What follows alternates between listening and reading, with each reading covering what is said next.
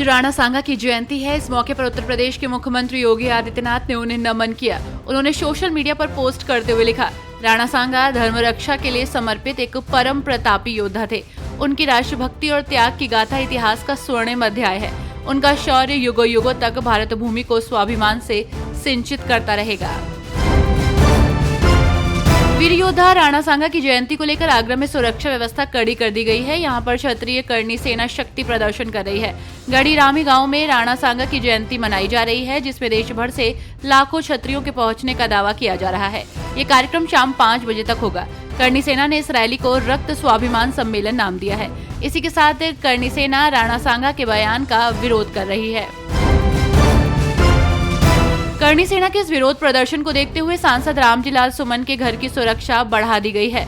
आपको बता दें कि कार्यक्रम स्थल के पास ही सपा सांसद रामजी लाल सुमन का आवास है, जहां त्रिस्तरीय सुरक्षा है। 9 कंपनी पीएससी एसएसएफ के साथ 4000 सुरक्षा कर्मी तैनात किए गए हैं। शहर और सांसद के आवास की ओर जाने वाले सभी रास्तों पर नाकाबंदी की गई है। सभा स्थल और सांसद के आवास की सीसीटीवी कैमरों और ड्रोन से निगरानी की जा रही है। राणा सांगा की जयंती और करणी सेना के विरोध के बीच समाजवादी पार्टी के राज्यसभा सांसद रामजी लाल सुमन ने अपने विवादित बयान पर खुलकर बात की है। उन्होंने कहा कि उनका मकसद किसी की धार्मिक भावनाओं को आहत करने का नहीं था। सपा सांसद ने आगे कहा कि ये जरूरी नहीं कि मेरी बात से हर कोई सहमत हो। ये जनतंत्र है और देश संविधान से चलता है। जो लोग मेरे बयान से असहमत थे, उनके विरोध का तरीका लोकतांत्रिक होना चाहिए था। विरोध करते, धरना देते, सत्याग्रह देते और कोर्ट जाते, लेकिन जो हिंसा का रास्ता अपनाया गया वो गैर संवैधानिक रास्ता था। प्रधानमंत्री नरेंद्र मोदी शुक्रवार को अपने संसदीय क्षेत्र वाराणसी पहुंचे थे। इस दौरान उनकी एक तस्वीर काफी चर्चा में रही। दरअसल एयरपोर्ट पर पहुंचते ही पीएम मोदी ने जनपद के चर्चित गैंगरेप मामले में वाराणसी पुलिस कमिश्नरेट और जिला प्रशासन से जानकारी ली थी। अब इसको लेकर कांग्रेस प्रदेश अध्यक्ष अजय राय ने उत्तर प्रदेश सरकार पर जमकर जुबानी हमला बोला है। उनका कहना है कि यूपी सरकार में कानून व्यवस्था पूरी तरह से फेल है और इसलिए वाराणसी के इस मामले में प्रधानमंत्री मोदी को हस्तक्षेप करना पड़ा। मायावती ने वक्फ संशोधन बिल पर कांग्रेस और बीजेपी पर तीखा हमला बोला है। राहुल गांधी की चुप्पी पर सवाल उठाए हैं। उन्होंने इंडिया गठबंधन में बेचैनी होने की बात कही है। उन्होंने दोनों पार्टियों पर बहुजनों के हितों की अनदेखी करने का भी आरोप लगाया है और धार्मिक अल्पसंख्यकों को इनसे सावधान रहने की सलाह दी है।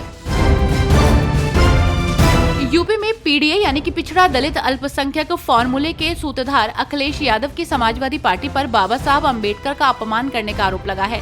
मामला सपा विधायक द्वारा बनाए गए स्वागत द्वार को लेकर है। इस द्वार पर लगे होर्डिंग में बाबा साहब की तस्वीर से पहले सपा अध्यक्ष अखिलेश यादव की तस्वीर को प्राथमिकता दी गई है, जिसकी वजह से अम्बेडकर अनुयायियों और दलित समाज में नाराजगी देखने को मिली।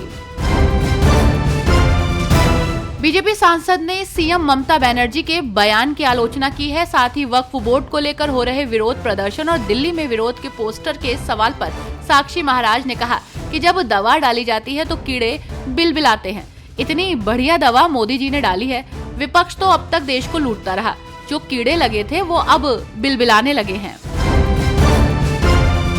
पूर्व मरीन कमांडो प्रवीण तेवतिया ने सरकार से एक बड़ी मांग उठाई है।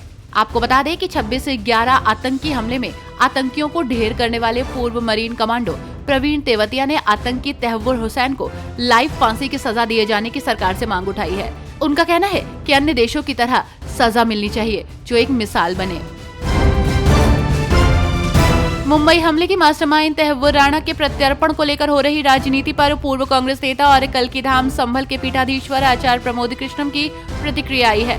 आचार्य प्रमोद कृष्णम ने कहा कि यह देश का दुर्भाग्य है कि जिसे कांग्रेस पार्टी के न जाने कितने नेता आतंकवाद की भेंट चढ़ गए और शहादत दी, आज उस पार्टी के नेता आतंकवादियों के समर्थन में खड़े हो जाते हैं।